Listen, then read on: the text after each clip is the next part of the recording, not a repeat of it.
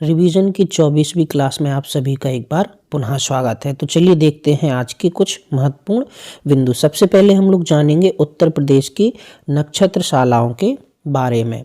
तो इंदिरा गांधी नक्षत्रशाला यह लखनऊ में स्थित है और यह शनि ग्रह के आकार में विकसित की गई है।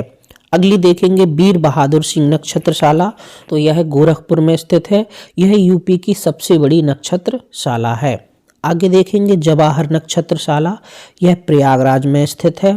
इसके बाद डॉक्टर बी.आर. अम्बेडकर नक्षत्रशाला, यह रामपुर में स्थित है और यह लेजर तकनीक पर आधारित है।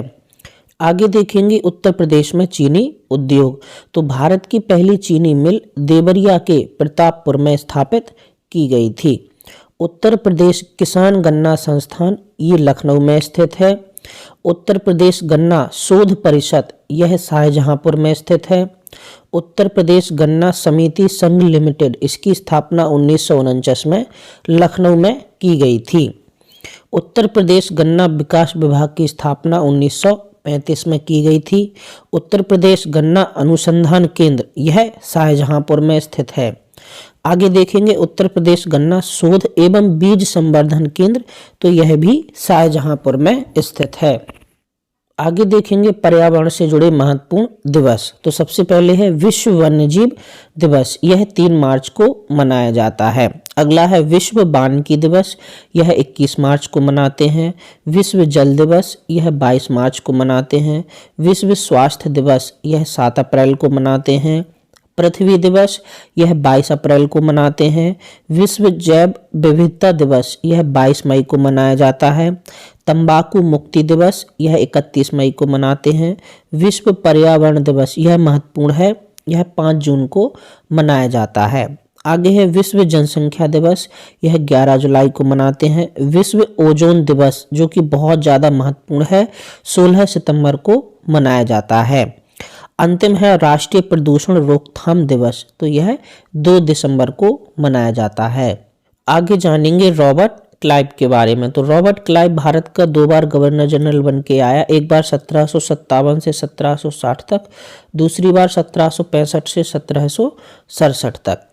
इसे भारत में अंग्रेजी शासन का संस्थापक माना जाता है। इसी के समय 23 जून 1757 को प्लासी का युद्ध हुआ था। बंगाल में द्वैध शासन की शुरुआत करने का श्रेय भी रॉबर्ट क्लाइव को दिया जाता है। 1761 के बक्सर युद्ध के बाद 1765 में जो इलाहाबाद की संधि हुई थी, वह भी रॉबर्ट क्लाइव के समय ही हुई थी।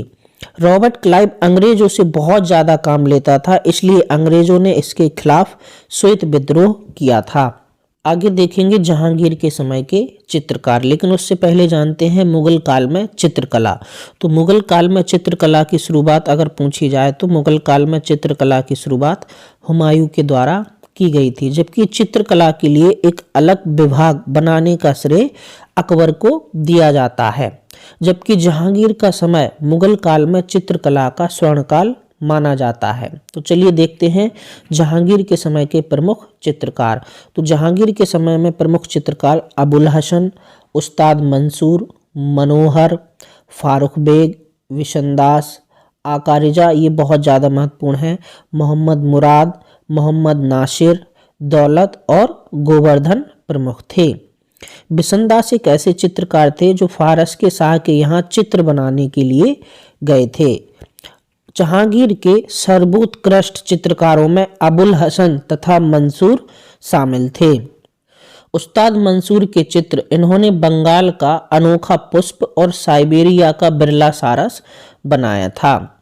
आगे जानेंगे कि किन किन चित्रकारों को जहांगीर ने उपाधियां दी थीं। तो मंसूर को जहांगीर ने नादिर उल असर की उपाधि दी थी, वहीं अबुल हसन को जहांगीर ने नादिर उल जमा की उपाधि दी थी।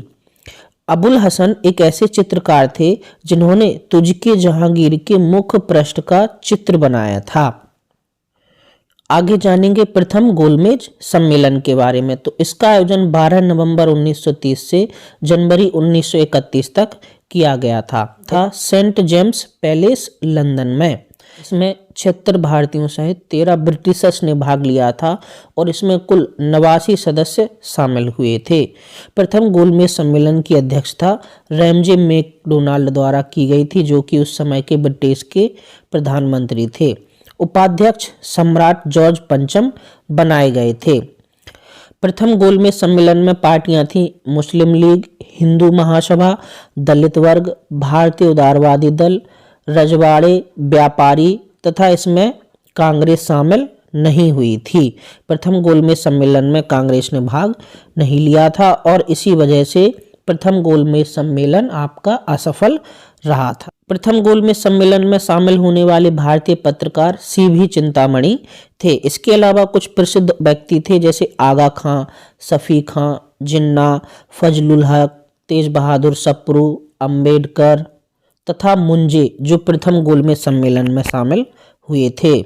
आगे जानेंगे गाय से संबंधित कुछ महत्वपूर्ण तथ्यों के बारे में। जैसे गाय का वैज्ञानिक नाम, तो गाय का वैज्ञानिक नाम बॉस इंडिकस होता है। बच्चे को जन्म देने के बाद गाय का जो पहला दूध होता है उसे खीस कहा जाता है। गाय के दूध में सेरेब्रोसाइन प्रोटीन पाया जाता है जो सोचने समझने में मदद करता है। गाय के दूध का MDG प्रोटीन कैंसर समाप्त करने में सहायक होता है। गाय के मूत्र में तांबा पाया जाता है जो कि लीवर रोग कम करने में सहायक होता है। बात की जाए गाय की प्रमुख नस्लों की, तो इसमें साहीवाल, लाल सिंधी, धारपारकर, कोसी तथा गिर शामिल हैं।